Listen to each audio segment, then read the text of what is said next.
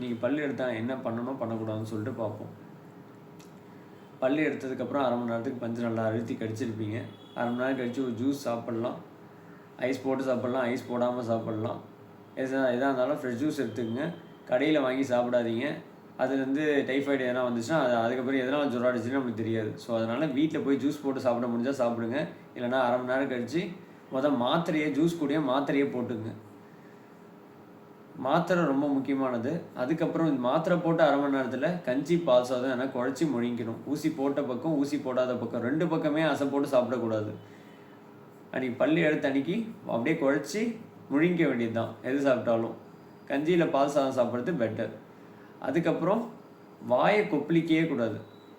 பஞ்சு எடுக்கும்போது நான் வாயை கொப்பளித்தேன், எச்சை வெளியே துப்புனான்னு வாயை கொப்பளிக்கவே கூடாது, எச்சை வெளியே துப்பையே கூடாது. சிகரெட் பிடிக்கவே கூடாது, அதாவது ஆல்கஹால் எடுத்துக்கவே கூடாது. இதெல்லாம் ரொம்ப முக்கியமானது. இந்த இன்ஸ்ட்ரக்ஷன்ஸ்லாம் நீங்கள் ஒழுங்காக ஃபாலோ பண்ணிட்டீங்கன்னு வச்சுங்க, காம்ப்ளிகேஷன் வரத்துக்கு வாய்ப்பு ரொம்ப ரொம்ப கம்மி. சொன்னதை மறந்துட்டு பல் எடுத்த அன்றைக்கே வாயை கொப்பிச்சு துப்பிக்கிட்டே இருக்கிறது, இந்த கையை உள்ளார விட்டு பார்க்குறது, நாக்கை வச்சு பார்க்குறது, கண்ணாடி எடுத்து வச்சு பார்க்குறது, இதெல்லாம் பல் எடுத்த அன்றைக்கி செய்யாதீங்க. 3 நாள் ஃபுல் ரெஸ்ட்டு கொடுத்துருங்க. அடுத்த நாள் பல் எடுத்து அடுத்த நாள் லைட்டாக ப்ரஷ் பண்ணிவிட்டு பச்சை தண்ணியில் உப்பு போட்டு வாயில் வச்சிருந்து துப்பலாமே தவிர ஸ்ட்ராங்காக கொப்பளித்து துப்பக்கூடாது. பல் எடுத்து அடுத்த நாளும் சொல்கிறேன். அப்படியே பச்சை தண்ணியில் உப்பு போட்டு வாயில் வச்சிருந்து அப்படியே துப்பிட வேண்டியதான். சுட தண்ணி யூஸ் பண்ணக்கூடாது. நம்ம நார்மல் டெம்பரேச்சரில் தண்ணி இருக்குல்ல, அந்த தண்ணியில் வாயில் வச்சிருந்து அப்படியே கொப்பளித்து துப்பிட வேண்டாம். ஸ்ட்ராங்காக கொப்பளிக்கக்கூடாது அன்றைக்கும். ஓகேவா? மாத்திரை கரெக்டாக 3 நாளைக்கு போடுங்க. பல் எடுத்ததுக்கப்புறம் ஒரு சில நேரத்தில் சின்ன காம்ப்ளிகேஷன்ஸ் வரலாம். காம்ப்ளிகேஷனாக 3ஆவது நாளில் தாங்க முடியாத வலி வரும். யாருக்கு தாங்க முடியாத வலி வரும்னா, நான் இதுக்கு முன்னாடி சொன்னால வாயை கொப்பளிக்கக்கூடாது, எச்ச துப்பக்கூடாது, சிகரெட் பிடிக்கக்கூடாதுன்னு. இது யார் ஃபாலோ பண்ணலையோ அவங்களுக்கு தான் வரும்.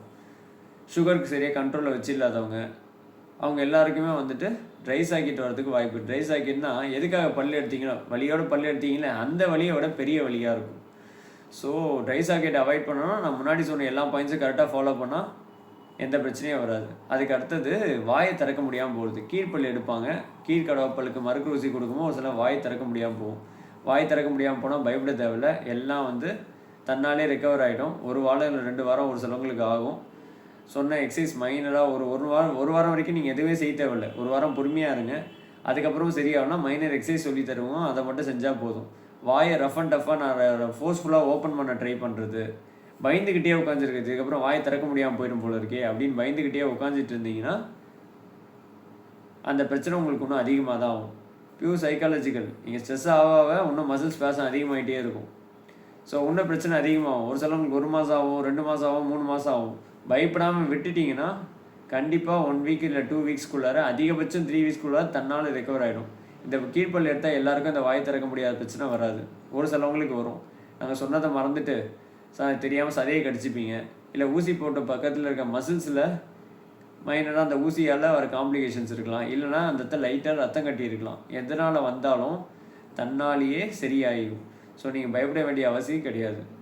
வேறு எதனா காம்ப்ளிகேஷன்ஸ் இருந்துச்சுன்னா எங்களுக்கு கால் பண்ணுங்கள். அது இன்னொன்று முக்கியமானது, பல்லு எடுத்த பல்லு கட்டணும். ஞானப்பல் விஸ்டம் டூத் 3rd மோலார் இருக்குல்ல, அதை மட்டும் நீங்கள் கட்ட வேண்டிய அவசியம் இல்லை. அது இடம் இல்லாதால் தான் நம்ம பல்லு எடுத்துருக்கோம். பல்லு வளர இடம் இல்லை, அதனால் எடுத்துட்டோம். மற்ற பல்லு எது எடுத்தாலும் பல்லை கட்டணும், இல்லைனா பல்லு வரிசை சரியும். பல்லு எடுத்ததுக்கப்புறம் நடுவில் இருக்க எல்லாருக்கும் மெயினாக போகிறது கடவாப்பல். அதுக்கு அடுத்தது பார்த்தீங்கன்னா மேலே இருக்கிற கடவாப்பல் கீழே இறங்கிடும். சரியாக சாப்பாடை கிரைண்ட் பண்ணாதால அங்கே சாப்பாடு தங்கி சொத்த வர ஆரம்பிச்சிடும். ஒரு பல்லை எடுத்தால் அடுத்த 7-8 வருஷத்தில் அடுத்த பல் எடுக்க வர நிலமை வந்துடும். ஸோ இதை ப்ரிவெண்ட் பண்ணோன்னா 2 வாரத்துக்குள்ளார பல்லை கட்டிக்கணும். வேறு என்ன டவுட்ஸ் இருந்தால் உங்களுக்கு கால் பண்ணுங்கள். தேங்க்யூ.